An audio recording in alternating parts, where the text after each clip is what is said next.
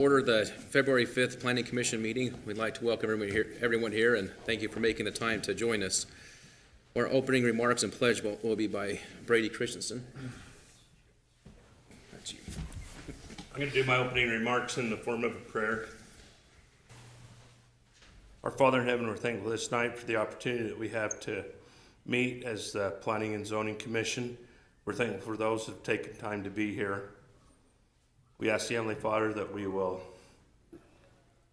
use the resources we have before us, that we will follow the guidelines and structure that the county has provided. We're thankful for this area and the opportunities it provides us. At this time, we ask thee that thou will bless us with the much needed moisture for the upcoming year that may meet the needs of this valley. And we say these things in the name of Jesus Christ. Amen. Please stand and join me in the Pledge of Allegiance. I pledge allegiance to the flag of the United States of America and to the republic for which it stands, one nation, under God, indivisible, with liberty and justice for all. Thanks, Brady. Okay, we got to make one change on the agenda tonight. Discussion number 7, the access frontage requirements for RF40 zone. We'll move that to another meeting. Right, Connor? So everyone's okay with that? We're going to get approval on the agenda. I would make motion we approve those changes to the agenda and the minutes of the January 8th, 2026 meeting. Okay. I'll second that. Okay, all in favor? Aye. All right, we don't have any consent items, so we'll go to the public hearing of the Shepherd rezone. Alrighty, so the Shepherd rezone is a request to rezone 7.12 acres from the agricultural zone to the rural 2 zone. Should the rezone be approved, a maximum of 3 lots will be allowed, which means that 2 new lots could be created through the subdivision process. The parcel matches the configuration had on August 8, 2006 and is legal. The use around is mainly a mix of agricultural and residential to the north, south, and west, and mainly residential to the east. The nearest parcel that's in the county, that's in the RU2 zone, is located 1.882 miles to the southeast of the subject property. It's on the other side of Paradise, it's on the south side. Future land use, so it falls within the agriculture and ranching area. So location is the private agricultural landscapes in the Cache Valley outside of municipalities. Example areas includes most of the valley. The purpose and character of this zone is agricultural and rangeland uses on private lands under conservation easements are expected to continue in the valley. Separation from dense residential developments is advantageous. The agricultural landscape provides separation between adjacent municipalities and protects suitable soils. Preferred land uses includes agriculture, ranching, rural residential uses at densities of less than 1 unit per 10 acres, conservation easements, and conserved public lands. Secondary land uses includes industrial and commercial uses directly supportive of agriculture, so processing, packaging, and distribution, clustered subdivision developments, outdoor recreation, and farm worker housing. Discouraged uses includes residential developments at densities of greater than 1 unit per 10 acres, if not in a clustered subdivision development. Commercial, retail, flex office, and heavy industrial. It also falls under the urban expansion overlay.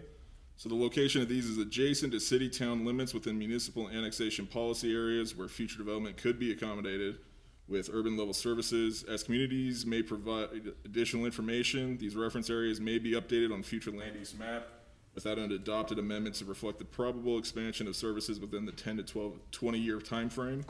Example areas include unincorporated enclaves between or within cities. Purpose and character includes to provide for uniform municipal growth that aligns with the municipal land use plan in an approved annexation policy area with an approved county intergovernment agreement. If developed, these areas would need to be annexed into the neighboring community, which would facilitate service provision. Preferred land uses includes annexation with these areas should strive to accomplish the densities, intensities, and street patterns contained in the municipal land use plan. New uses should be developed where urban level infrastructure is available. Affordable housing options are also appropriate in this area. Secondary land uses include civic spaces, residential support uses, parks, medical, schools, fire, and police stations. Discouraged uses are uses that are not consistent with the municipal general plan or existing county zoning. Roads, so there's 8100 South just to the south of the subject property. It's classified as a minor local and is a county road. Provides access to residential and agricultural properties. It's maintained by the county year-round and has a speed limit of 55 miles per hour since it's not posted. Has an existing width of 19 feet, a 50-foot right-of-way, no paved shoulder, no gravel shoulder, a 5 to 10-foot clear zone. Is partially paved and partially gravel. So about 300 feet of the frontage is paved and 165 feet of the frontage is gravel. It's substandard in all aspects. The Cache County Fire District had no comments. Noticing was completed on January 23rd, 2026. The agenda was posted to the county website on January 23rd, 2026 as well. At the time of writing the staff report, one public comment had been received. It's from Paradise Town. They're not in favor of the proposed rezone. And we don't have a recommendation, but we'll help you draft a letter to county council. Okay, thanks, Connor. Any comment, commissioners, before we open the public hearing?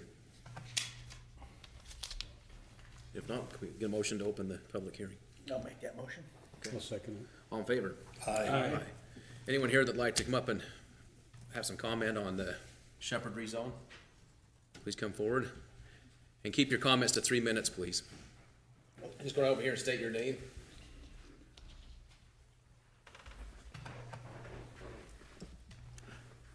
My name's Dave Shepard.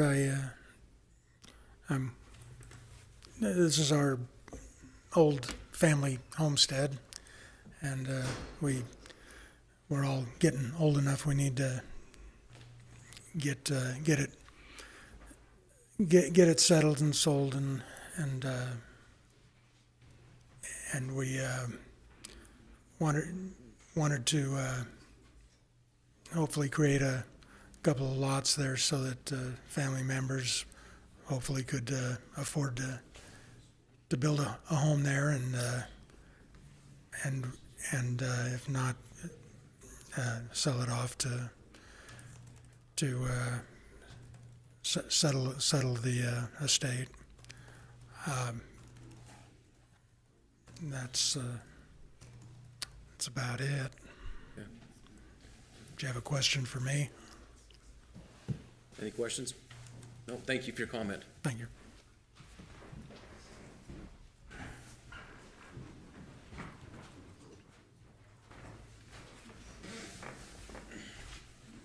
My name is Russ Guyman, and I own the property directly to the north of that. And so, I don't know if this is the proper place, but just to kind of discuss how they're going about accessing that. The one thing, like say, 8,000 South is not a county road; it's a private lane, which I own. And so, just like say, I wanted to come and at least be present to make sure that we know that I know what's going on.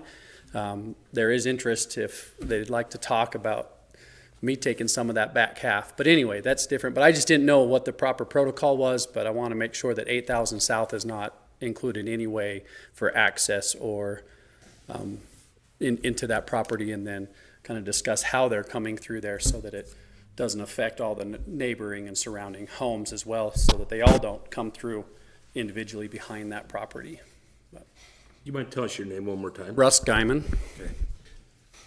Yeah, it looks like the staff report just refers to 8100 South. Okay, yeah, like I say, I'm new to this, and like I say, we just built there, and that we had a problem with the lane, because once again, it is not a county road, it's not county maintained, it's not anything to do with the county, but we went ahead and asphalted that and maintained that ourselves, so I just wanted to make sure if there was nothing coming down that road for that side, so, and then like, love to talk to you more about it. Sure. Any other comments? Motion to close the public hearing. Okay. Do you have a second? I'll second. Okay, all in favor? Aye. Chair, Yes. there's been a request if we could move item 4 up. Those who are in the audience needs to leave. Item 5, excuse me. Item 5, okay. Did we consider that? Yeah, is that fine with you, commissioners? With item 5 up? Yeah, we can do that. Okay. Are we gonna finish this discussion? Yes. Okay. Are you gonna do them all? Or? No. No, let's go to this one and then move on. We'll have to, Chair, do we have to check with legal? So we've got scheduled public hearings at set times. Can we just bump those and move a non-public hearing in front of them? We'd have to suspend the rules in order to Let me look at it. Double check. Just wanna make sure we're, yeah, following. Yeah, to go outside of the public, we could suspend as long as nobody objected it, so. Yeah. That's what I'm thinking, but let me make sure. While he's looking at that, let's continue the discussion. That'd be great. Mr. Chairman, I'm very appreciative for the letter from Paradise City. And, we always want to respect and, observe that communication. As has already been pointed out, Paradise City strongly discourages or is opposed to this, but I'm not real set on my take either way. My only concern is at this time, if I'm looking at this property, we're quite a ways from Paradise City proper. And knowing that we have approved requests in the past in this vicinity, that's just a question and a concern of how we take that into consideration. Not knowing a time frame, I don't know if anybody's here from Paradise City per se, but I mean, it could be soon, it could be years before they ever expand, but yet it's restricting this individual's property rights. And as I'm looking at this, I don't know if you want to display it on the map, but I mean, we're quite a ways from, they're gonna have to jump their boundary, big time to, before they'll take in this property, just a thought for the time. Yeah.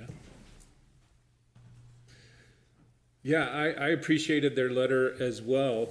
So many times we don't get the feedback that we're soliciting from the local cities, so I appreciated that. I will push back on one of the points they were making, because they were talking about 2.5 acre lot zoning is kind of what they would move towards this area. A change to an R2 on a 7+ acre parcel is just shy of 2.4 acres per lot, so it's really, it's not that different from the zoning that they're looking for, yeah.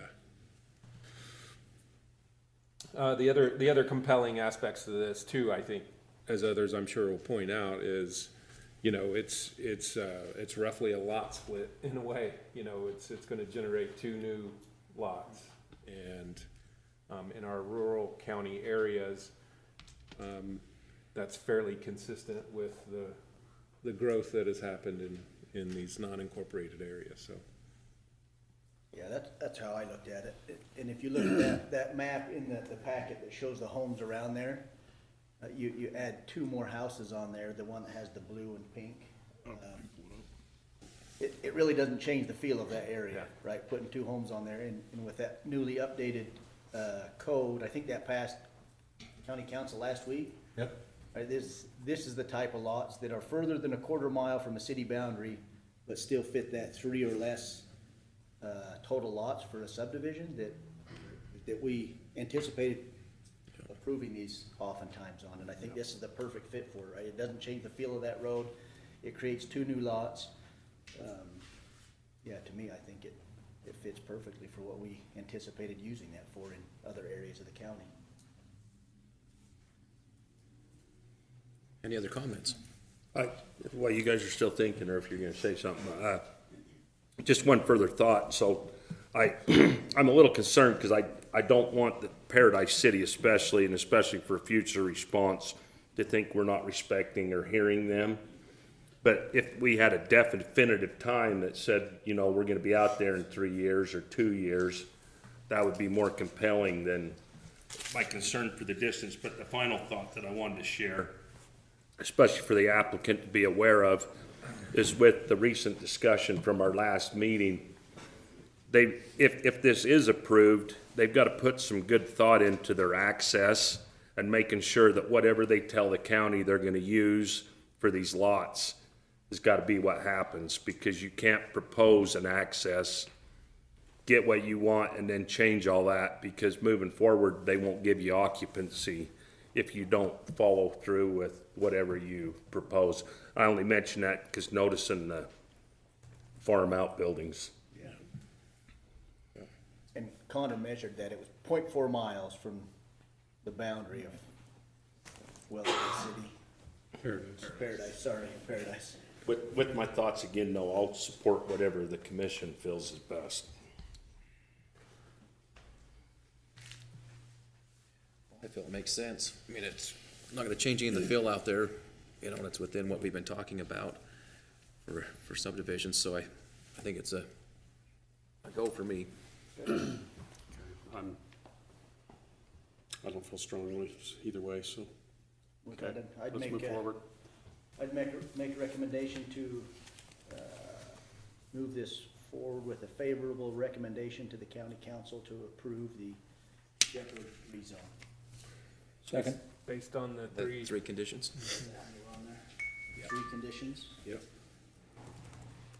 Okay. And you had a second on that? Yes. Okay, all in favor? Aye. Okay. Yes. Update on, Yes, you may suspend the rules and move an agenda item up as we started on time and Do we have any prediction or knowledge of how long this might take? 4 minutes. I think Oh. I'll be done by your 5:50. Okay. We're still fine. so they will need you. Somebody needs to make a motion Yeah, to you'll need to suspend make the a rules. motion. I'll make a motion to suspend the rules and adjust the agenda to item 5. I'll second that. okay, all in favor?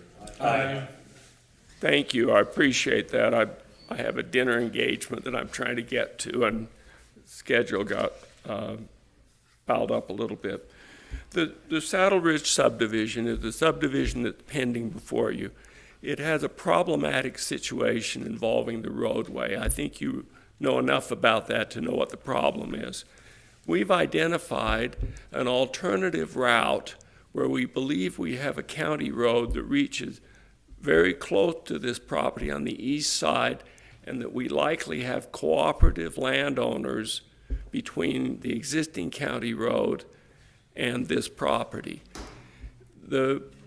There may be some question about it being a county road. It may take some time to define that. It may take legal action to define it.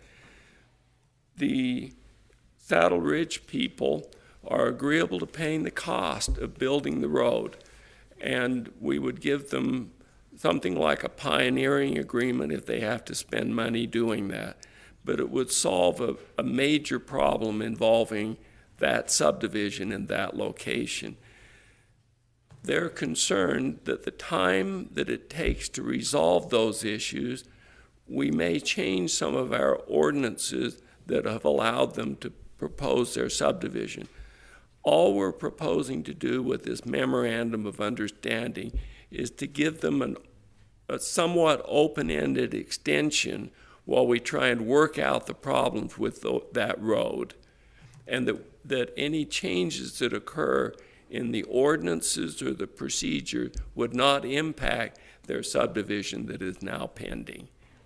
And that's an agreement that we've negotiated with Saddle Ridge. I think it's appropriate that you look at that and give your permission for us to enter into that memorandum of understanding, because that is a pending project before you. Can you show us on the map where that road access is It's gonna proposed? run right along here. Yeah, and there may be some change in its alignment to make it on the property boundaries that would accommodate the landowners in the area.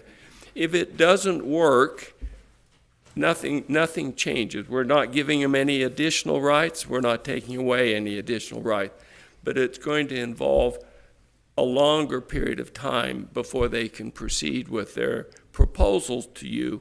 But there's no commitment that you will change any of the rules, but you would be locked in to the rules that were applicable at the time their application was presented. Mr. Chairman? Yes. If I might ask, in my mind, it seems like there were some other concerns and questions involving that development, There specifically are. water. there are all those concerns, and we're not addressing those. We're just simply I saying, understand that, but my concern with giving this concession open-ended, sets a bad precedence for our other CUPs that have a year's, they got the approval process and then they got a year to act. I'm not saying I'm opposed to a resolution. I'm only saying that I'm definitely not in favor of voting without, I'd still like to see a summary of what's before us, what's needing to be resolved, including the road. And I think we still need to set a time, because if this can't be achieved, prior developers of that same thing have come before us filing extensions, and it's drug on and then disappeared, and then somebody else tackles it again. So I just don't want the county to be obligated with, yeah, we're gonna do this, but without us the chance to review one more time, making sure that we're confident with what we're agreeing to. yeah. Is that fair to ask? Yeah, I think their concern is a fair concern, that the rules are going to change while we're trying to fix this one issue. And yours is the fair concern that it'll drag on forever. I think we'll have a pretty good idea whether we can solve this road problem within a year. I think it may not be fully resolved there, but we'll know that. Might I suggest that we solve this by having an update 1 year from now as to where we are? We give this a period of a year and then take a look at it at that point and see whether it's going to be resolved or is still up in the air. So Mr. Daines, wouldn't the alternative be to just continue it for up to a year? I mean, That's what we're essentially signing an agreement to do, is to sit on this until we can figure out whether this alternative solves one of the problems of this subdivision. Because their continuance ends. They can continue with the other issues while that's pending. May we just have something clear though, so everybody has one last chance just to say, I mean, I didn't see anything in the packet at all. I was aware that this was an addition, but did we have some information on this that we didn't get, or? Yeah, I was not able to get a copy to do some red lines on and then forward to you to review prior to the meeting. We have a draft of the agreement with them. We don't have anything that's final. So it'd be real helpful, and I'm not speaking for the commission, only myself, and I'm supportive of whatever the commission, but it would be helpful to me personally if we were able to see what's still on the table, what's needing resolved.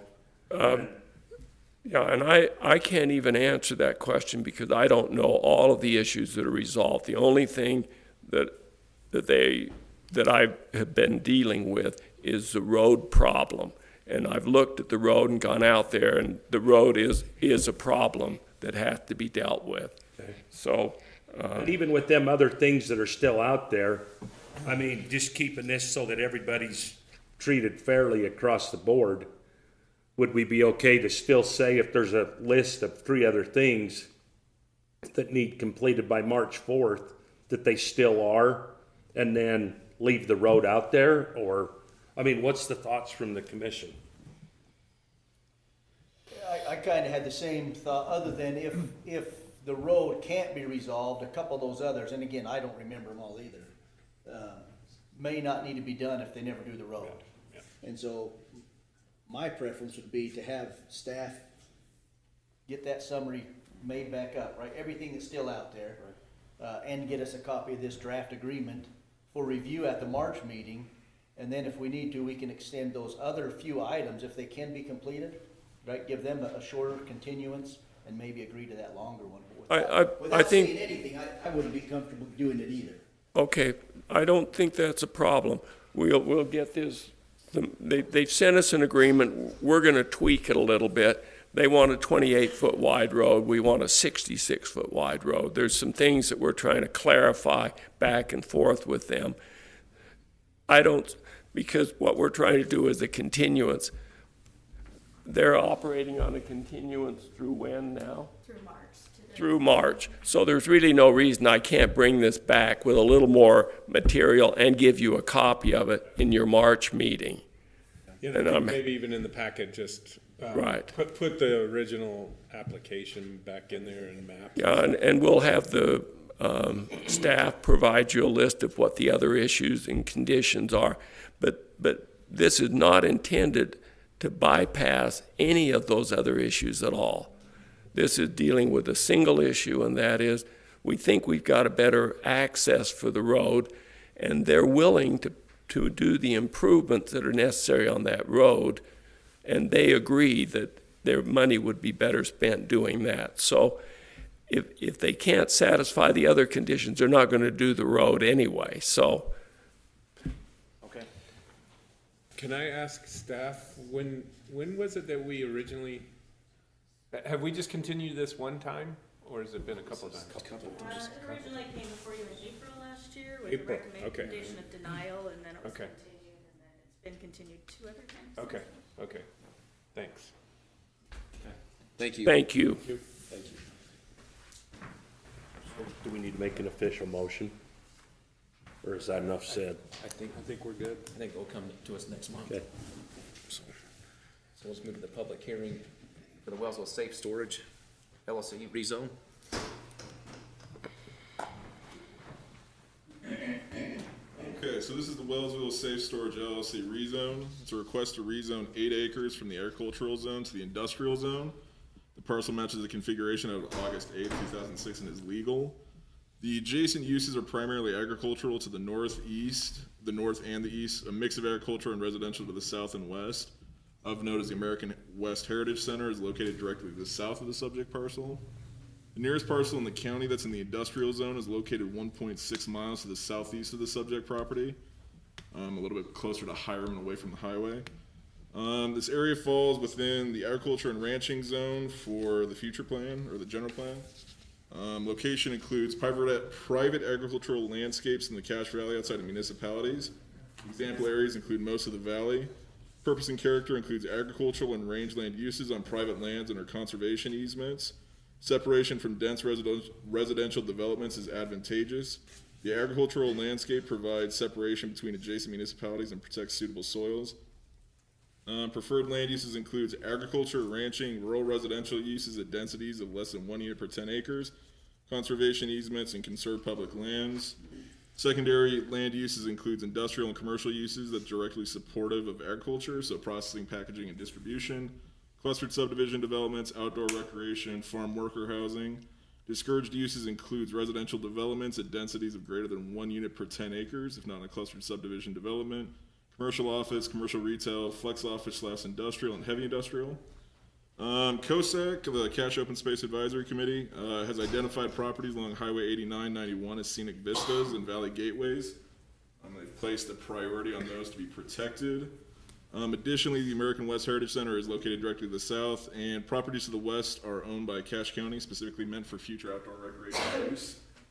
Roads, 3900 South is classified as a minor local and as a county road, provides access to residential and agricultural properties, is maintained by the county year-round and has a speed limit of 30 miles per hour, has an existing width of 24 feet, a 55-foot right-of-way, a 9-foot paved shoulder, a 2-foot gravel shoulder, a 5 to 10-foot clear zone, and is paved.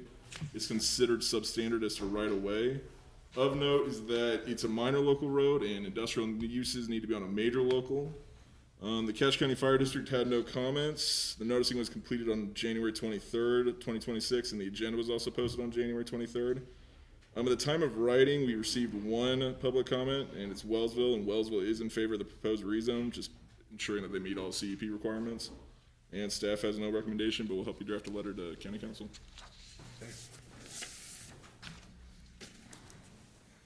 Any comments, commissioners, before we open the public hearing? Okay. Mr. Chairman, I'd move we open the public hearing. Okay. Second? I'll second. Okay. All in favor? Aye. Is the applicant here would like to come up and talk about it?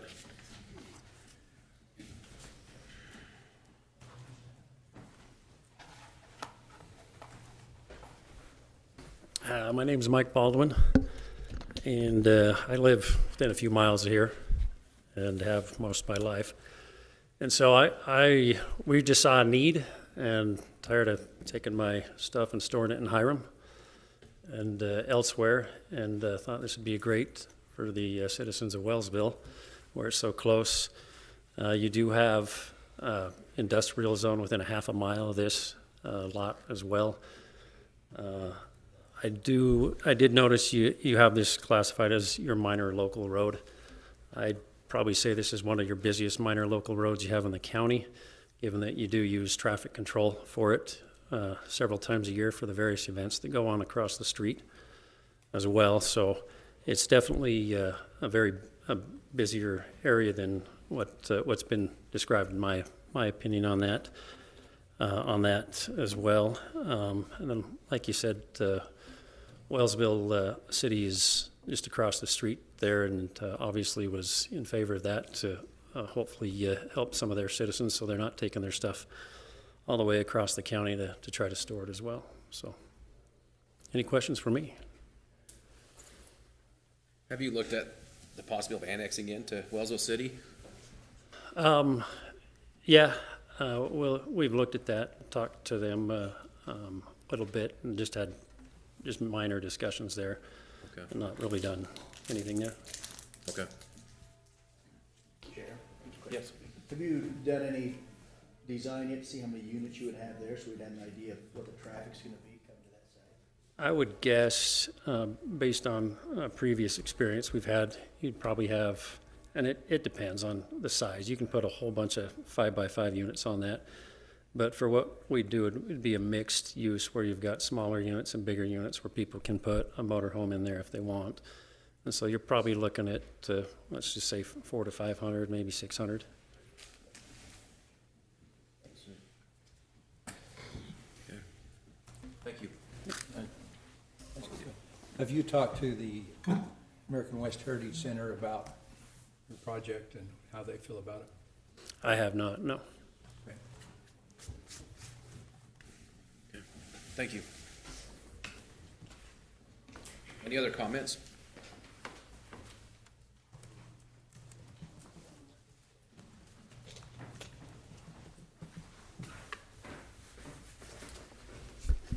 I'm Travis Baldwin.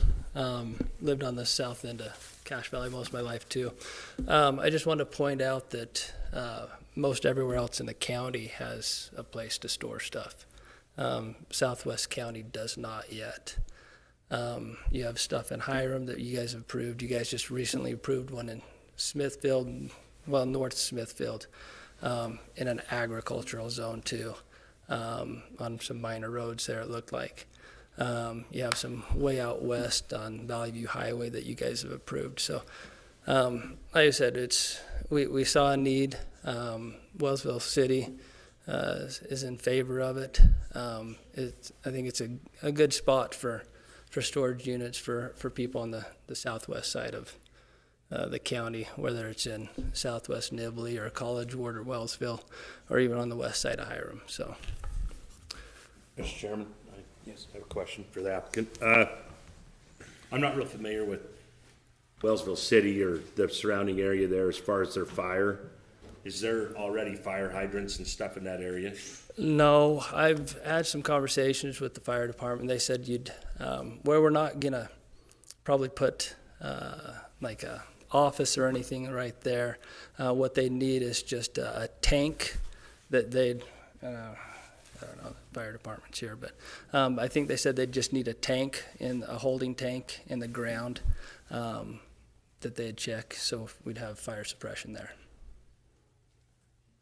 So I just have a question for that. I mean, I'm not really sure our process on being here tonight as far as, did that go through fire then? Is fire okay with it? The only reason I'm asking these questions is I'm not opposed to it, Right. but I would not want to move forward with this rezone to industrial with the intent it is, and then have that be changed because of fire costs or something else, and then leave this parcel industrial. But not with the intent that we approved it. So that's my main concern on fire protection. Do we, could you? I was gonna say, I don't know if he wants to, even wants to with come up and what say, we're up against there, but we've had conversations, both of us, about it, and but again, I'm only speaking myself, I don't. Jason Wynn, Fire Marshal. So yes, we've discussed water supply for these buildings.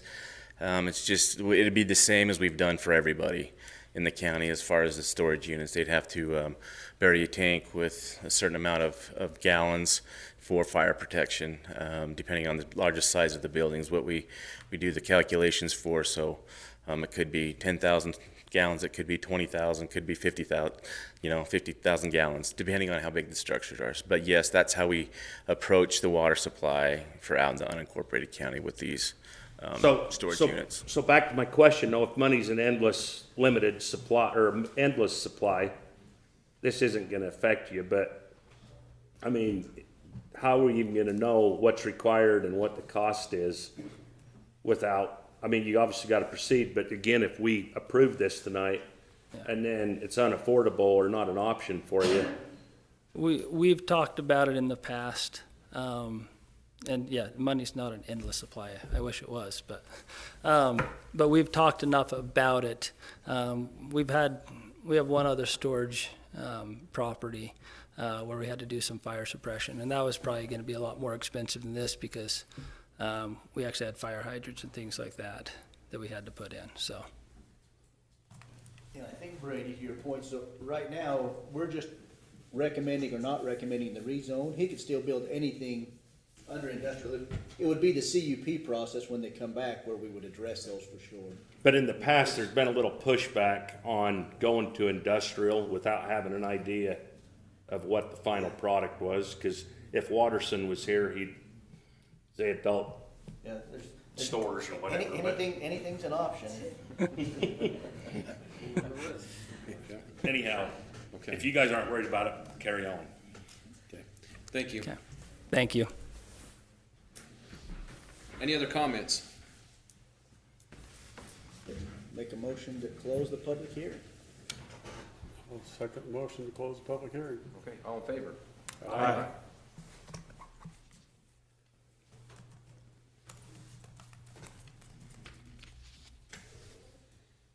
One thing I want to bring up that's that we talked about is the Cache Valley Open Space Advisory Committee has identified properties along Highway 8991 as a scenic vista. That's sure not a fair way to look at landowners out in Wellsville that own property along that highway, because it really stops them from allowing them to build commercial buildings or homes because the setback's so big there. So I don't think that's a consideration or a thing we should look at because of the intended use of the property along the highway. I mean, there's a major highway going through there, and I doubt anyone wants to put a home right on the highway where it's right now zoned R10. It needs to be more used for commercial or industrial use, I think, right on a major highway, is my point of view. See, mine would be almost the opposite, that we want to keep that ag feeling as you come in to the valley, whether, Yeah. Well, who pays for that, though? Who It's wants to pay landowners. for that I mean, and compensate these I own properties? property right on the highway, and if the county wants to come to me, all the citizens say, hey, I'll pay you for that property, keep it open space, Yeah. I'm all for that, but Yeah. we shouldn't inhibit people from wanting to improve their property just because people in Logan want a pretty place to come through.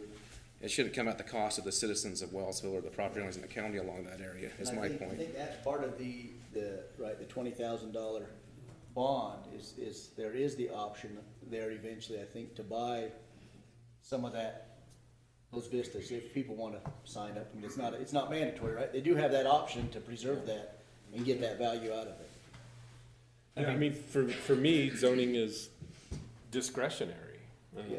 This is not, despite it being on a highway, we've got lots of highways and Yeah. major county roads in the county, and the approvals that we've been giving to these isolated industrial properties or whatever are generally not on the major highway, Yeah. like this is. That's true. And so Yeah, I think we have more discretion here. I feel similarly with Nathan, of course, and this is an important corridor, and it's not just scenery, it's the efficient moving of traffic as well. And Wellsville's got a lot of great land within it, and if they want to annex this property, they certainly can, and then they can approve the industrial use of the property. But for me, it doesn't have to be at this location next to the American West Heritage Center, which is the full intention of that place, is to have you feel like it's early 1900s. And so In 2026. a major storage unit project, of course, is Yes. not that. Having served on the board for the American West Heritage, I can tell you that they would love to have all the property they can get. Yeah. And I know of one case, a little triangle directly south of there that was going up for sale for a gas station.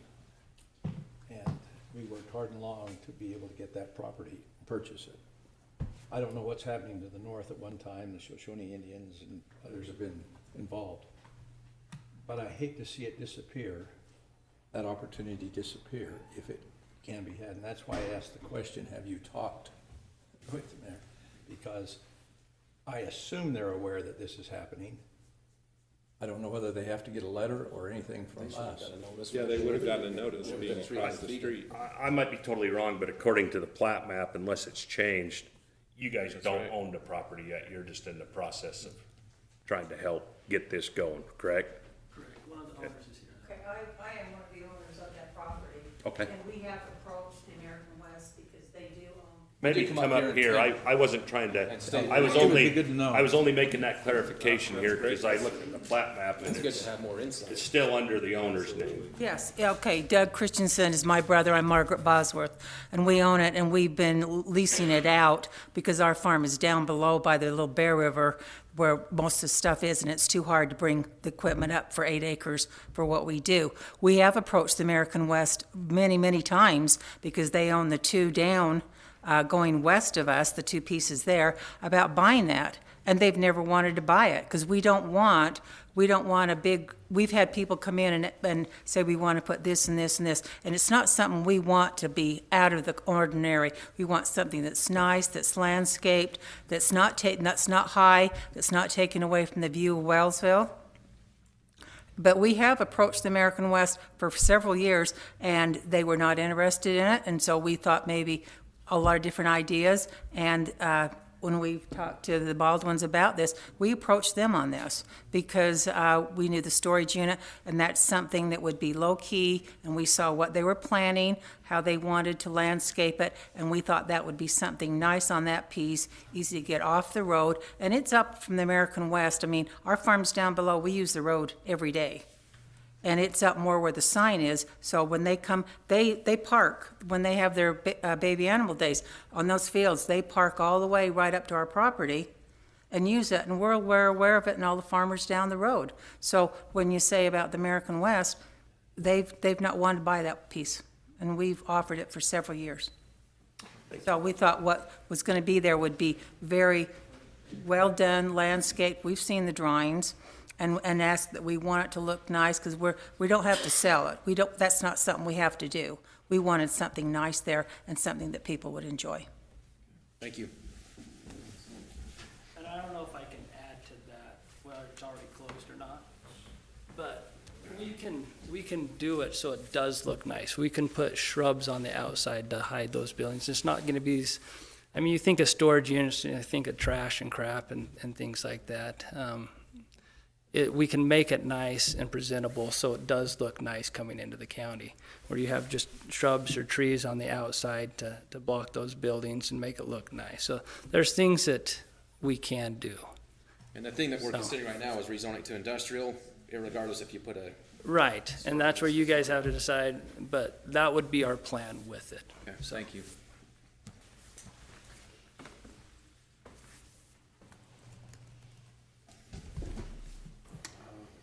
I'd be ready to make a motion, but I realize, I anticipate it's either gonna be for or against, so if one of you guys wanna go against it, you're welcome, or if you want me, I was gonna propose suggestion of proving it to the council, but I'll yield to you. I think you spoke up first, Brady. Okay. Mr. Chairman, I'd move that we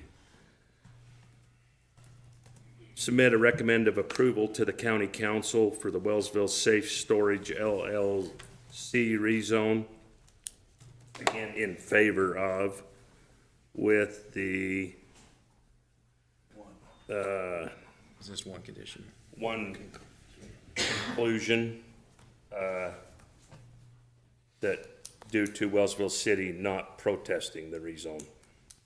Do we have a second? Falls flat. And you can't second it. No, I can't.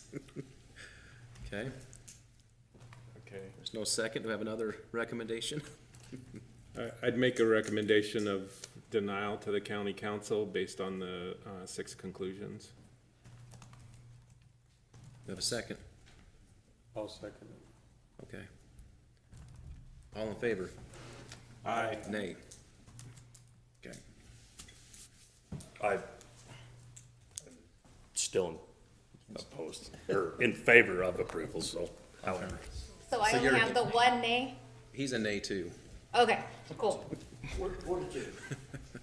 Okay. Okay.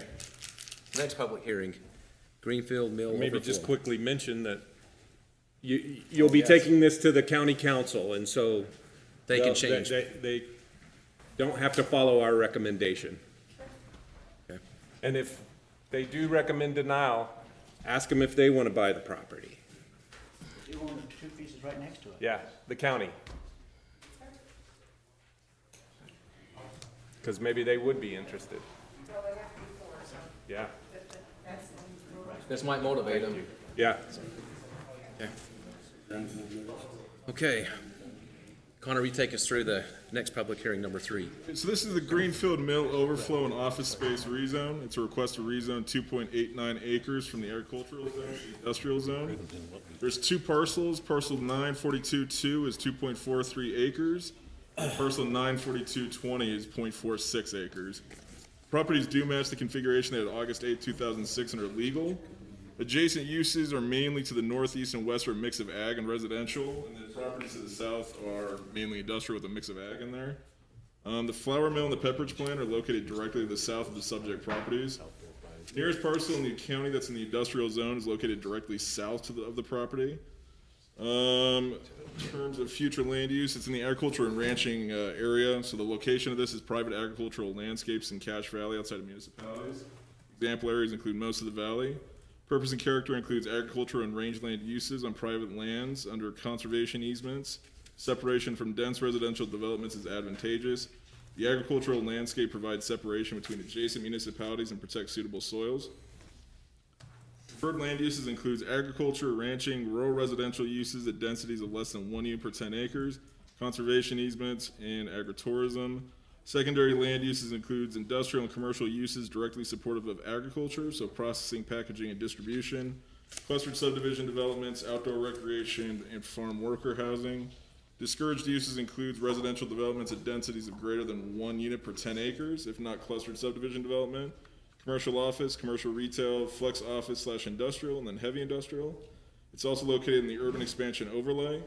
So the location of this is adjacent to city-town limits within municipal annexation policy areas where future development could be accommodated with urban level densities. As communities may provide additional information, these reference areas may be updated on the future land use map without an adopted amendment. These should reflect a probable expansion of services within a 10 to 20 year time frame.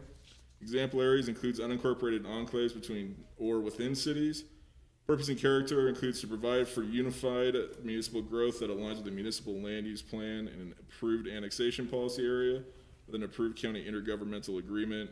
If developed, these areas would need to be annexed in the neighboring community, which would facilitate service provision.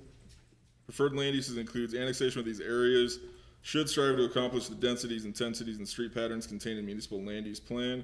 New uses should be developed where urban level infrastructure is available. Affordable housing options are also appropriate in this area. Secondary land uses include civic, so meeting spaces, and residential support uses. Discouraged uses includes uses that are not consistent with the municipal general plan or existing county zoning. COSAC had a comment on this one. Recently, a round one application was approved by the county council as resolution 2025-48.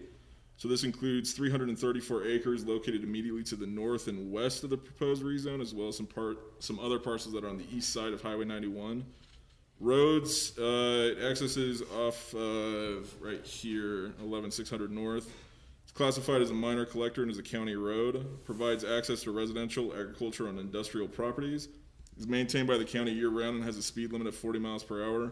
Has a variable width of 22 to 39 feet, a variable right-of-way of 80 to 100 feet, a 4-foot paved shoulder, and a 2 to 8 foot gravel shoulder, 10-foot clear zone, and is paved. Is considered okay in all aspects. The fire district had no comments. Noticing it was completed on January 23rd, 2026. The agenda was also posted that day. At the time of writing the staff report, one public comment had been received. Richmond is in favor of the proposed rezone, and staff has no recommendation, but we'll help you draft a letter to county council. Okay, thanks, Connor.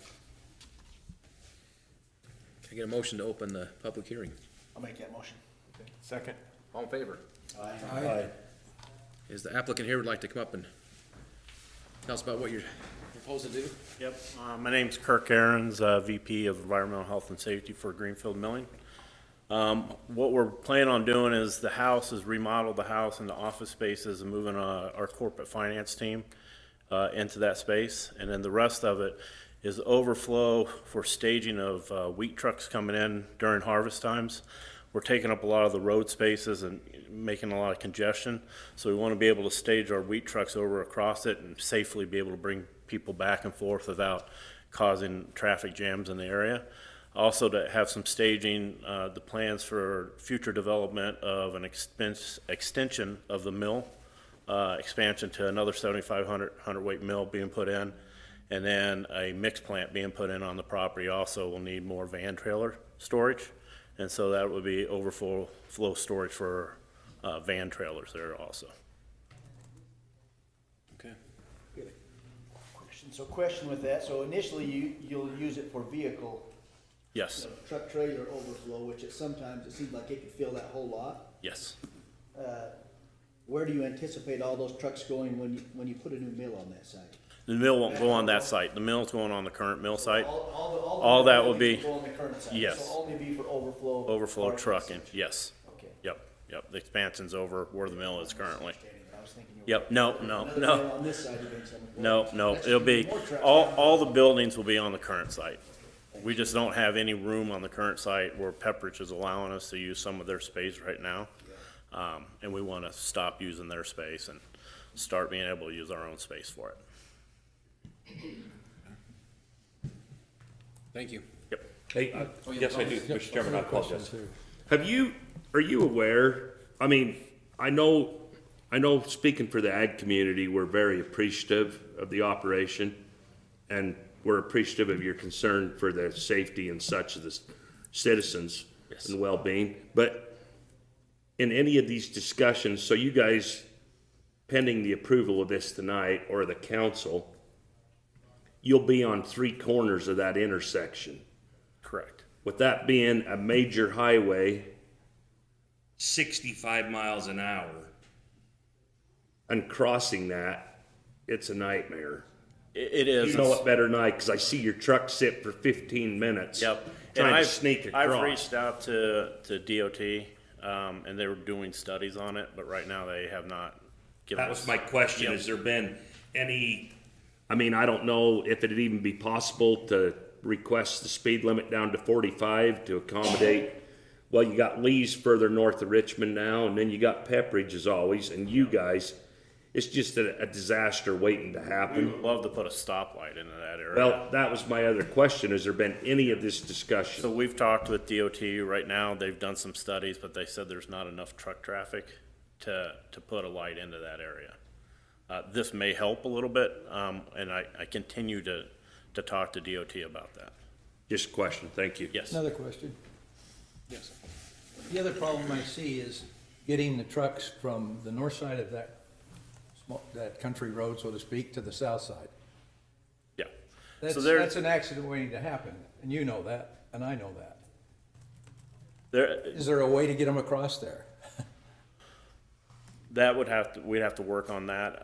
We have not, we know that our entrance is right there and there's a way to come across there. I'm worried more about the trucks blocking it and not having people be able to see going out into where they're currently right now, they're pulling off to the side of the road, blocking some visibility too. We'd rather have them push back into that area and be able to look both ways coming across the road into our property. Because you've also got a train track there. Yes. That's another problem that you're gonna have to wrestle with it. You know that. And so, I think before you make any plans, I would make sure I couldn't go without a light, because that's the only possible. I'm not trying to stick up for him, but living there, and we farm there and trying to get equipment across the road, the north to the south, yeah, there's cars that still come east to west on the north to south, so there's gonna still be caution.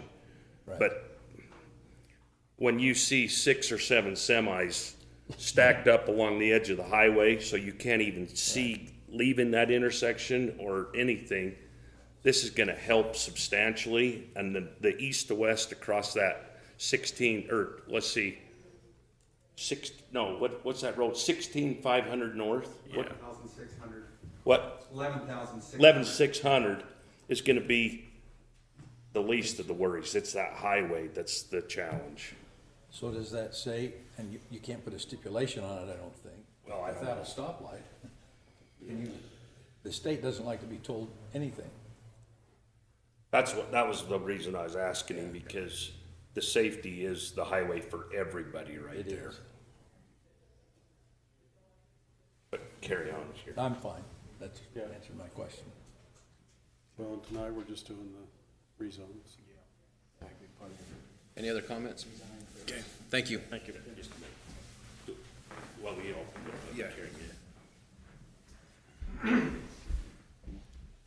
Yeah. Zane Christensen. I appreciate the flour mill. I appreciate what it's doing to local agriculture, providing a way for our product to go. I'm a neighbor to the north. I really appreciate your lights. Pepperidge has these blaring lights that shine in but your lights are pointed at the ground, not obnoxious at all. I have all my family, my friends, my church members travel through there. In the last 30 years or so, we've killed 2 people on that intersection and wounded quite a few. I just worry you go when Casper's shift gets off, traffic backs up there. I would totally encourage a light as well at that location, given the situation. It's going to be bad, and I would prefer it not be anyone. Again, I appreciate your great neighbors, and being a neighbor, just the other consideration when that does happen, just that we're notified, just as we've been of water usage and things. So, thank you. Thank you. Any other comments?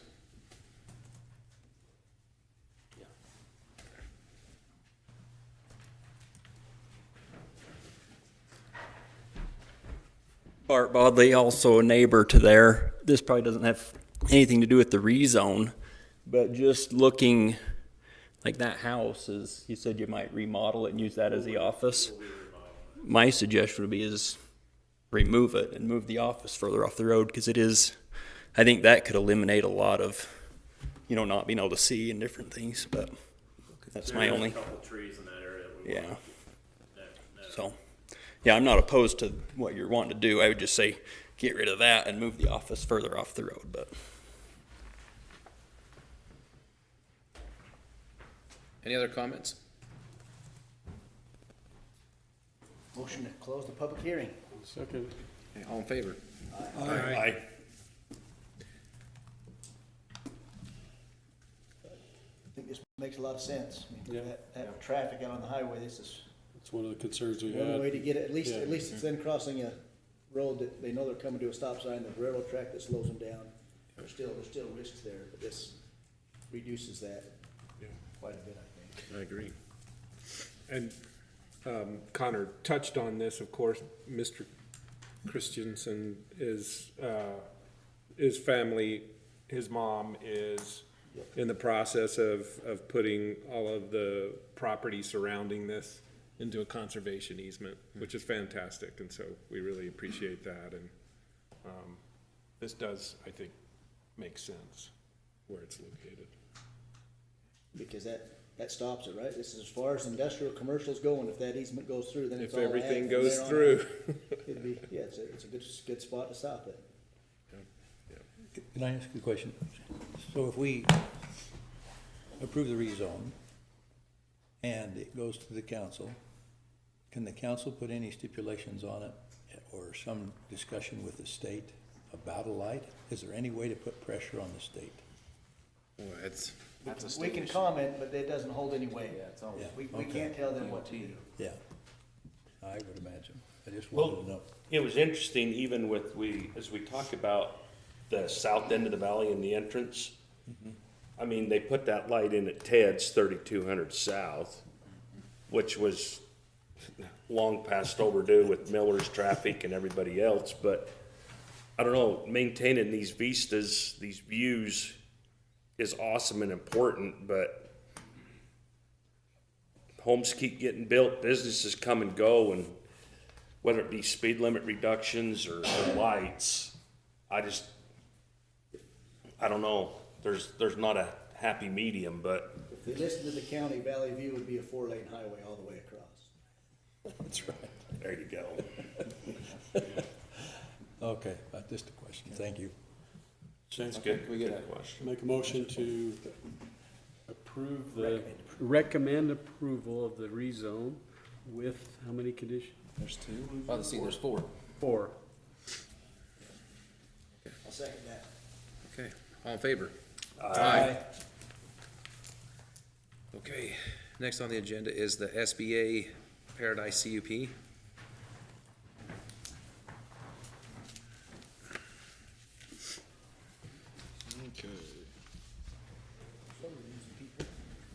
So this is the SBA Utah, or UT 24138-B Paradise Conditional Use Permit. It's a request to create and operate a telecommunication facilities major, so use type 5700, on a 2,500 square foot portion of a 16-acre parcel. This 2,500 square foot portion is in the public infrastructure overlay. The purpose of this project is to create a facility that will increase wireless service quality and reliability in this area. In terms of the operation, there will be no employees on site permanently, there will only be occasional site visits for maintenance. Hours of operation, the facility is expected to operate continuously. No waste will be produced as part of this project, and if any is, it'll be taken off site immediately. Lighting will be minimal and will be downward shielded. Signage, the applicant states they do not anticipate the need for any signage. In terms of construction, so the proposed cell tower will be 103 feet tall. So this ties into two conclusions that you'll see on the staff report: setbacks and height. In terms of setback, code says the facility must be set back from the property lines, that it's a distance equal to their height. In this case, the proposed tower should be 103 feet away from the property line, but is only about 55 feet. However, the planning commission does have the authority to waive that requirement. Then with height, similarly, this ties to conclusion number 5. Code says the facility can have a maximum height of 45 feet, but the planning commission does have the authority to waive this limitation as well. Secondary structures includes a backup generator, equipment cabinets, H-frames, a couple future lease spaces, and a fence. Access to the site will be from an existing access that comes off of 8200 South. It runs along the west property line and services both it and parcel 193-1. In terms of roads, 8200 South is classified as a minor local. It provides access to agricultural properties. It's maintained by the county in the summer, does not have a posted speed limit, has an existing width of 16 feet, a prescriptive right-of-way, and is gravel/dirt. A particular note is that access to the site in the winter may be difficult, if not possible. It is exempt from a parking analysis. In terms of services, the fire district did not have any comments, but will review any future developments, so zoning clearance. Solid waste disposal is the responsibility of the applicant. In terms of sensitive lands or detrimental effects, stormwater might be a concern, so they may need to get a stormwater permit if the total development area is greater than 5,000 square feet. Similar with lighting, they'll need to ensure that it's dark sky compliant, has a minimal effect on surrounding properties. Noticing was completed on January 23rd, 2026, and the agenda was posted to the county website that day as well. One public comment has been received. Paradise is against the conditional use permit, and staff recommends approval of the 12 listed conditions and 5 conclusions. Thank you.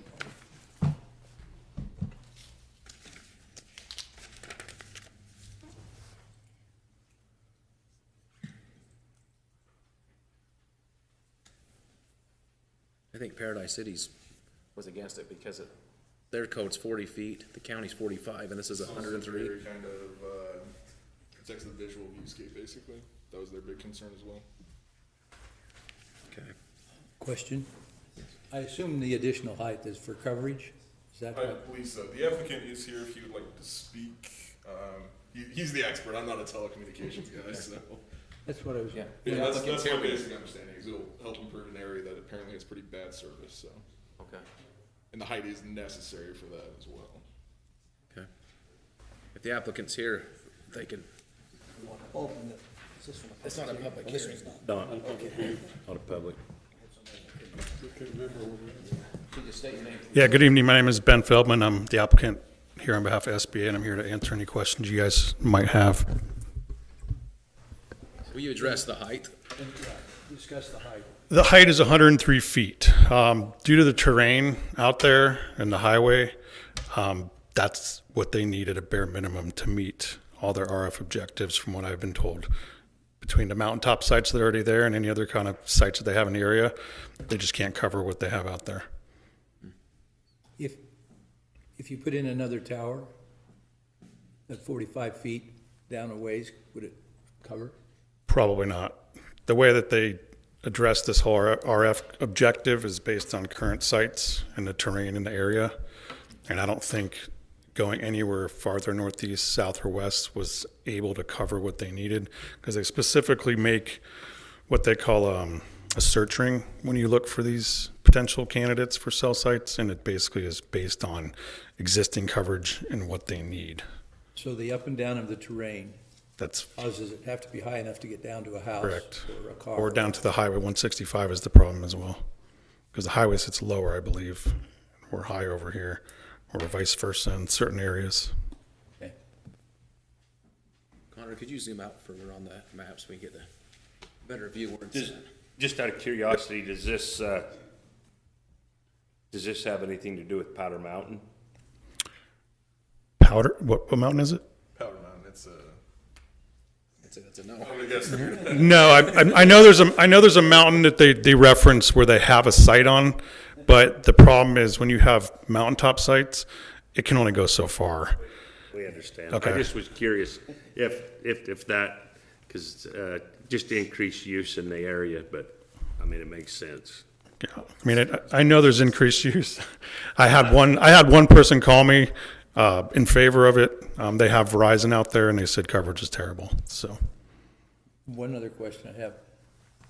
The distance from the property line that the tower is supposed to be, what is the reason for it being built in the corner rather than out in the middle of the field? I believe it's so we are out of the way in Mr. Gunnell's property in case he does decide to build or do what he wants to do in that property. That we're kind of we typically try to be in corners or away from being in the middle of a property, because then it's very difficult for someone to redevelop.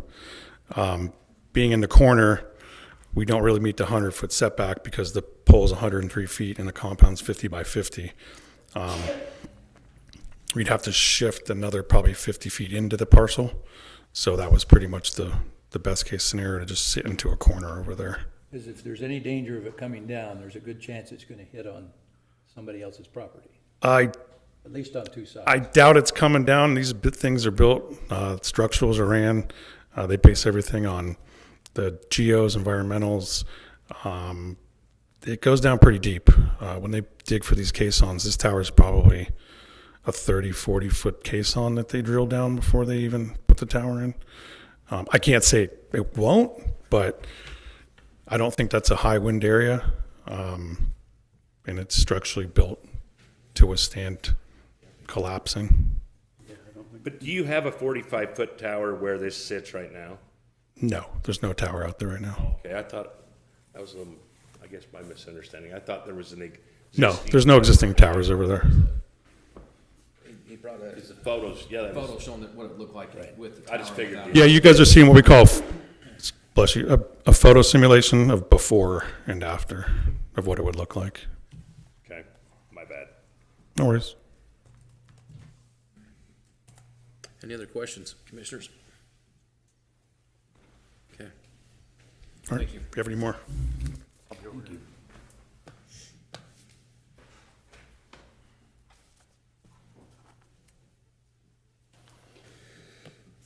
For me, this is a tough one, not really for the use, but how far it exceeds our standard heights, right? Like 45 is easy, it's a slam dunk, and even if they said, we need a 60-foot or something like that,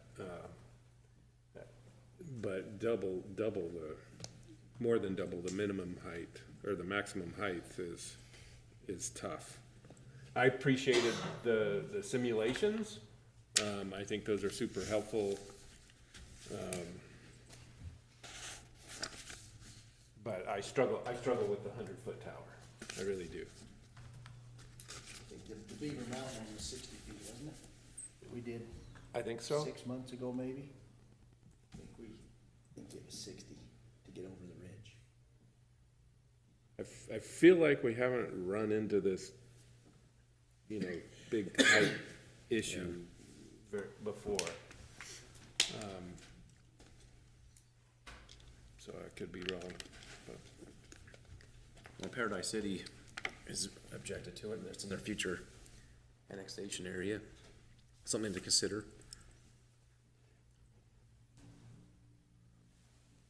Where at on the property is this located at again? Is it in the south? It's gonna be West located corner? right here.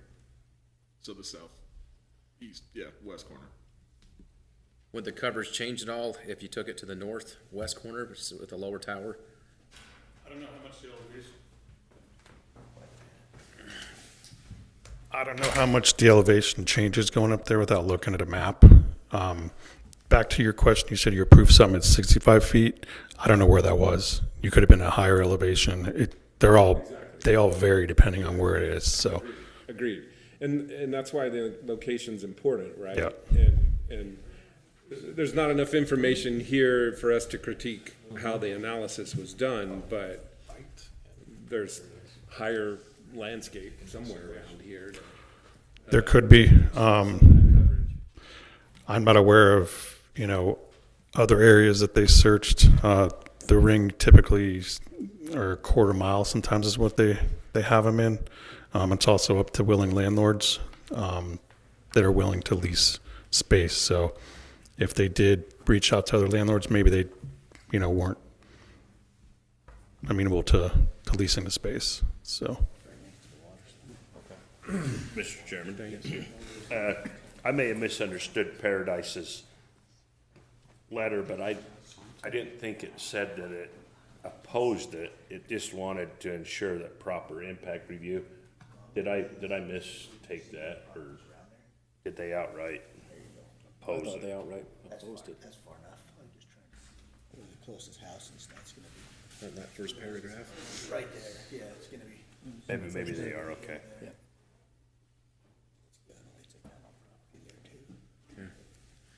So, This gentleman would like to. great. My name's Jerry Fowers. I own the ground right next to there. If you could zoom back in a little bit closer, you can see we grow raspberries on that ground now. We've been there for 8 years now.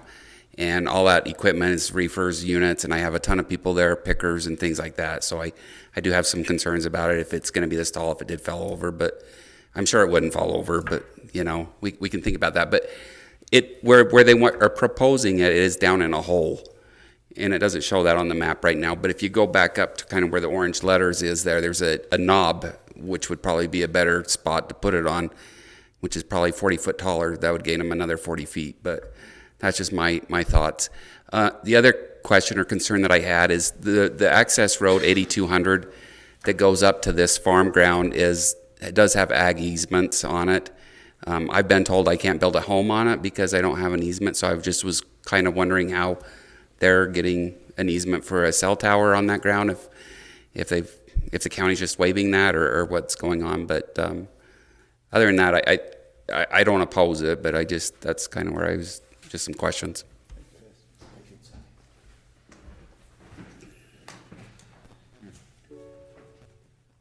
Connor, can you speak on the easement at all? How to? So this is kind of a bit of a weird one because 8100 South is, and Matt's probably the better person to talk about this one. If He ran away. Oh boy, that sucks. So 8200 South, I went on a site visit with him, and I guess there's discussion regarding if it's a private road or a public road. So if it's a private road, you would need to get an easement to go up and down there. If it's a public road, then you wouldn't really need anything. You'd just you have access to it. So from what I've heard, there's discussion between Public Works Department and the person that is calling it a private road, but that's as far as I'm aware, basically. Okay. Well, am I right? I mean, this being a conditional use permit, we can put conditions on it. We can approve it with a. Right. Yeah. Right. So we can approve it with a. I mean, potentially, right? We can approve it with a height limitation that meets our standard or something else. That's a good point. Yes. Well, we could address the road issue in a condition too. That's a good point. Well, an interesting point that's kind of been brought up, if I've digested what we've heard, if it's going in a lower spot on the field, I mean, when we look at our guidelines or our current code, which I respect, when we can look at that from a number of different ways, the aesthetics, and whether you put a 45-foot tower on this elevation or a 65-foot tower in a hole, unless you're right next to it, the aesthetics of that from a distance is not going to be any different. So I just think that's a whole nother deal there. But in trying to keep with the code, I don't know if they could find a higher spot and accomplish it with 45. I don't know. This is kind of a tough one because with today's technology, everybody relies on, or, we wouldn't want to be responsible for somebody in an emergency trying to get out, and because the tower's not tall enough, they can't. But if there was something that could be done here to negate the overall height, but still put it in a better spot, I don't know. Well, on this GIS parcel summary in our packet, it shows higher property like you mentioned.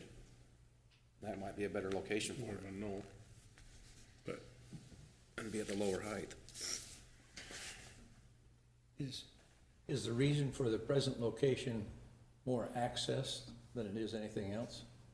Because I assume there'd be more cost to them if the access had to be purchased. It's probably the landowner's consideration not to have it in the middle of his field. It looks like it's Especially for agricultural purposes. Right. Yeah, because the high point's in the southeast corner of the property.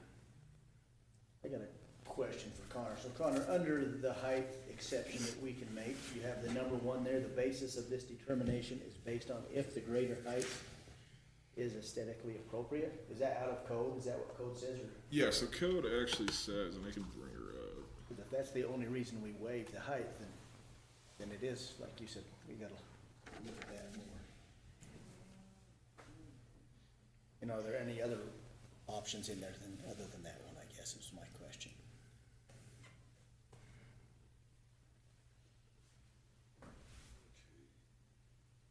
So here's the code itself. So all zones, the planning commission shall have the authority to reduce or waive the height restrictions listed in this section upon the request of the applicant and a satisfactory showing that the greater height is aesthetically appropriate as determined by the land use authority, which in this case is planning commission. With the waiver request, the applicant shall submit such technical information or other justifications as are necessary to document the need for additional height for the satisfaction of the planning commission, including but not limited to the visual analysis, including the proposed or existing communication site is aesthetically appropriate, and the proposed facility cannot be achieved by any alternatives such as a stealth facility, attached facility, replacement facility, or collection.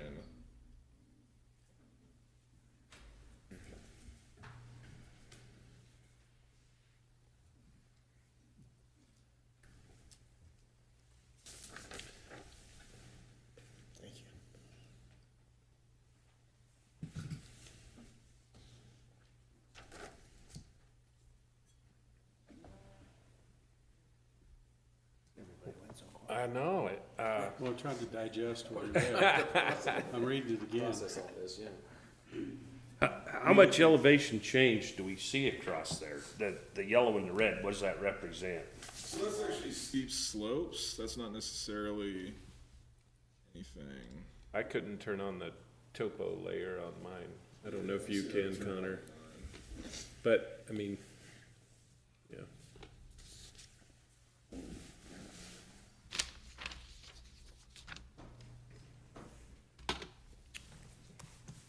LJ, I cut you off, I apologize, what were you saying? Just that, with that height, we have a duty to shall approve if it meets, but we have some leeway there. If we just determine that it, with that aesthetically pleasing in there, or the aesthetic, whatever it said, so we don't have to approve. Not the height. Well, based on that. We can approve it, but with the restriction. With the restriction, yes, that's, thank you. But wouldn't I was thinking while I was talking. Wouldn't that It's defeat? dangerous. If the applicant studied this out and the purpose of this selected height and area is gonna basically negate the need or the service of this, would we be better off to move this out for 90 days, let the applicant and the county study it further, whether they pick a different location, whether they do whatever else? Because if we just go ahead and approve it at a reduced height, and we already know that doesn't service it, we didn't really accomplish anything, did we? Well, yeah, I mean, you make a good point. Also, for me, like, when they came in and got the rezone, right? They could have said, we're gonna ask for a 100-foot tower, and I wouldn't have approved the rezone, right? I'm just assuming they're gonna put in a tower that meets our standards. Compliant. And so. I forgot about the rezone. I would have, at least for me, I would have advocated against the rezone, if I knew it was gonna be a 100-foot tower. I do know, in the past, we've had proponents for cell phone towers. They'll actually bring in some visuals, and I didn't see that in this package, but they'll bring in some visuals where they analyze how much terrain different tower heights can cover, you know. And I'm sure, 45 feet is not as good as 100 feet, but it's not worthless, right? Like, it's still gonna cover a large area. We just don't know the difference between the 100-foot and the 45. 45 foot in a hole versus 45 foot on a knob. On a knob is gonna make a big difference for your coverage area. Yeah, it looks like, people, It is. there's 40 feet of difference in that. 40? Yeah. One side to the other. Holy heck. How tall are those power lines out there, my ranch, how long to buy? I would guess they're probably 60 to 70, those big ones. Those big ones? So, I don't know about the big ones. But there you go right there. I mean, if we were on the knob, now we're looking at a 65 foot CUP versus 100 foot, because being on that knob should It gains you that. service the same as the 100 foot in a hole. right? Yeah. So what about the applicant back then? I mean, if we've already identified here, you got 40 feet of, from the hole to the knob, is that gonna, why would you not go to the knob and go a 65 foot? What's that gonna? I'm not sure if the landowner wasn't willing to use that corner. That could be it. To go back to the not knowing about a 100-foot tower, I'm not to say that it never was brought up, but I've been here 4 times for the rezone, and we've talked about it being a cell tower, being 100 feet. I know it's been 6 months. Didn't have it. That's Sure. the rezone. And we also made discussion at one point that we'd see at the CUP basically to discuss the cell tower, so. Yeah. So, but in any sense, yeah, I mean, you could bring in all the RF study and stuff that you guys want and you've seen before and all the before and afters. These engineers place these things in specific locations to meet the coverage. If they go down 20 feet, they may lose coverage to the east, but everybody to the north gets it. So then not everybody's covered the same. Police and fire, a tower this big over there will probably improve coverage dramatically. First responders, things of that nature. It's hard to keep moving a tower though. I'm not against. No, I get it.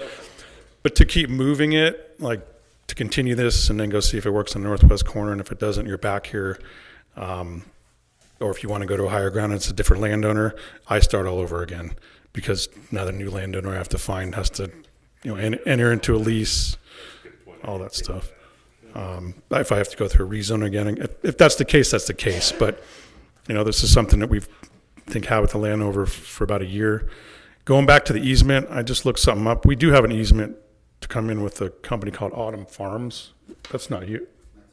So you did. Coming down the east side of the property, but on the north side on that 8100. Okay, I didn't know which road you were talking about. Okay. So we have one coming down, but I figured going east was probably, public road. So no matter where you put these things, they're never going to look good. You can't disguise this as a tree. It's too tall. I have seen them, but they don't look like trees anymore because all the leaves fall off, the branches come down.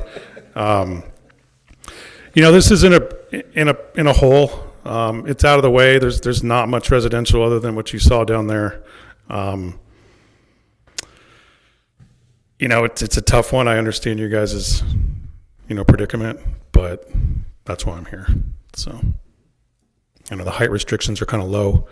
It's hard to put a 40-foot tower anywhere and get good coverage. You can disguise them at 40 feet and 60 feet, but in an area like this with nothing around it that's vertical, it's going to look even worse being out in the middle of nowhere. So I don't know how we can enter into the public comment, but I'm familiar with these power lines, so I'll show up for the rest of the planning. They're these big high tension ones. That was 120 kV probably. Yeah, I think it's at least 100 feet. Usually they are. Where are those at?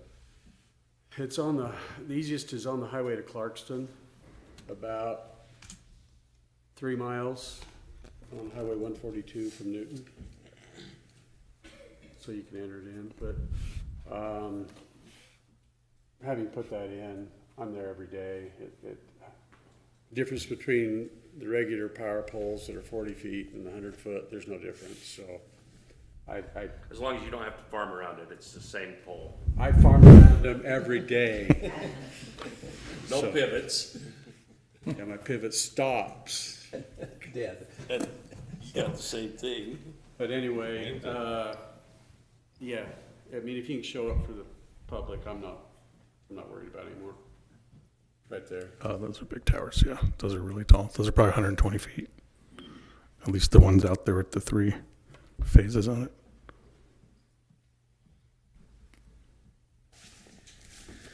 And those are power lines coming for tens of hundreds of miles from somewhere. Okay, thank you. Yep.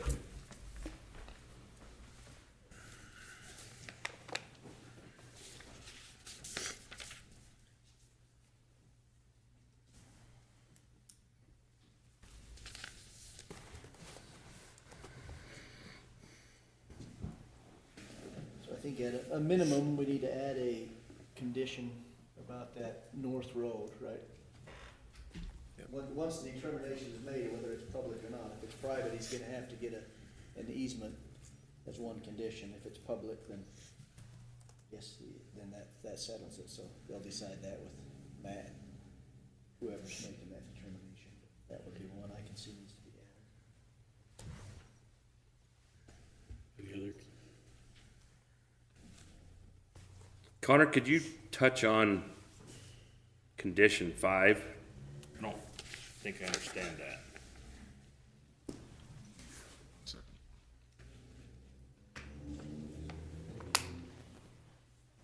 So there's just a reference in code that commercial advertising is prohibited, so I just threw it in there as a condition, just so we're all aware of it. But put that put that in. What are we referring to? Are we saying that they can't put a commercial Sign. signal on there, or I don't understand My context. understanding it was signage, so it's very vague and it's kind of frustrating in that sense, but realistically, if it's commercial advertising, it's determined by either this body or the director or somebody, that's not allowed, right? So it's weird kind of trying to find that balance in there. My guess is someone put up a sign and had advertising for a business or something else at some point. Cell tower somewhere. Oh, up on the tower, like up on Logan Peak, Up well, on the those- tower or something like that. okay. Billboard 100 feet in the air. You build cell towers That's there. saying you can't put a billboard on it. Effectively. I got you now.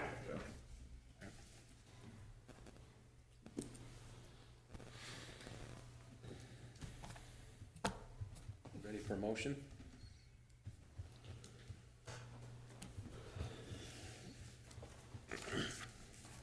Nate's gotta do it, cause he's got his. And His just extra get your condition. addition. I'll make a motion, we approve the CUP, what's it called, bring it back to the top. SBA UT 24138, B Paradise CUP, with the now 13 conditions? 13 conditions and 2 conclusions. 5 conclusions. Oh, I didn't scroll down far enough. 5 conclusions. And do we have to, I was trying to double check in there, state that we waive those height requirements as part of that? Yes, if you And approve it. setback conditions, right? Yeah, if you approve it, those are both good to go forward. Okay. It's just written in a way where if you approved it, that's just you granting that concession, yeah. Okay. Can I ask a question? If that is determined to be personal property and we talk an easement, that's gotta have power out there. So then doesn't that expand the easement as far as width and everything else? Everything needed would have to be in that easement. Okay, just so that's considered as part of that, so. What are you wanting the 13th condition to say? Because I need to include that language in your motion, because there's only 12. What's that road up there? 8200. 8200. 8200 south. Type it so it makes sense to you and the rest of us. 8200 south is determined to be a private road 8300K? 82. 82, okay. from here. There's a question whether that's public or private. If it's determined to be a private road, a easement will have to be obtained to allow for access and power to be brought into that easement. Could we just say utilities in general? Utilities in general.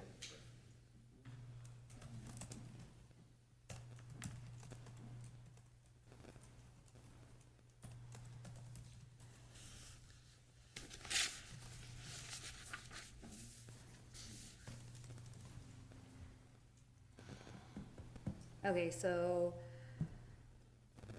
Doug's motion to approve the SV blah, blah, blah, Paradise conditional use permit with 12 conditions and the addition of condition number 13, stating that if 8200 South is determined to be a private road, easements for general utilities must be obtained. And then the 5 conclusions. Okay. Access. Yeah, access, not just utilities. General utilities and access. Thank you.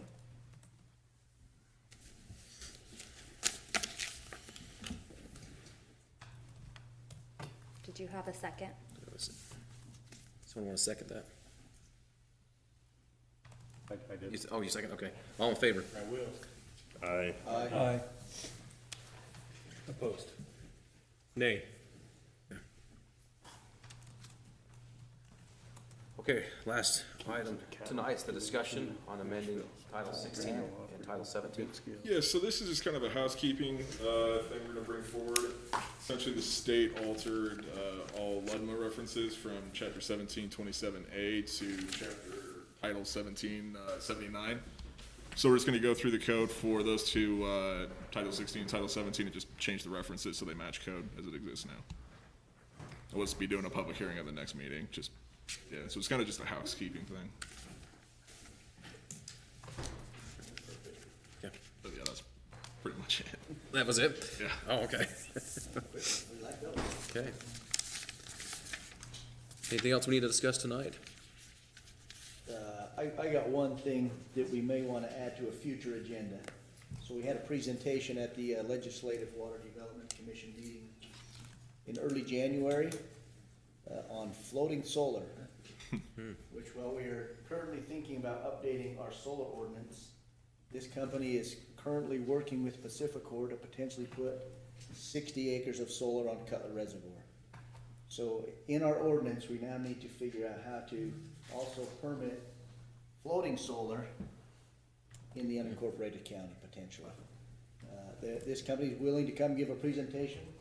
If we want to add that to one of our meetings first, or maybe a combined meeting with the county council, so they're on board with what it may mean. I don't think that will be their first proposal. I mean, ultimately, they came to propose as one possible way to do some water savings, because it reduces evaporation on Great Salt Lake, is why they came to the commission meeting down there, but they are looking for opportunities to put that in. So that's one place they can, and right, it's close to a generation plant already, they can hook right into the grid. So for them, they're looking for similar places that the other solar company is. So, a new one to consider in code. I asked them to get me any codes they've seen around the country as they've worked on projects that incorporate floating solar. That'd be very interesting how they Figure that out. handle the Well, I don't motion even and the know. power We- lines. We usually do a zoning change to, right? Yeah. Have we ever done that on water? Well, the Not question looking into it, is, who owns the water and who gives permission? The state owns the water, right? It says the Cutler Reservoir is a Pacificor facility regulated by FERC. There's some hoops to jump through there certainly, but it's still, yeah, so Pacificor would ultimately be the one I think that would come ask for a rezone, maybe? I don't know how that works. But you remember back in conditional use stream permit. bed access days, when we were battling that Yeah. out, it was determined that the long as they didn't touch, that was public. Yeah, right, and that's also public recreation. If you go on Cutler to boat, you go back in the canyon, because that's the only place deep enough that when you fall off your water ski, you don't stick in the mud. What about fish and game? I mean, there'll be a lot of that people brings involved in conversations. water I think or we're waterfowl. actively working on updating a solar ordinance. We probably need to figure out how to incorporate that. Something fun to add to it. Fun. That's a weird definition of fun, man. That's intriguing. Something new and different. Intriguing. I think I do this in my spare time. Let's adjourn the meeting. Thank you. Let's go, yeah.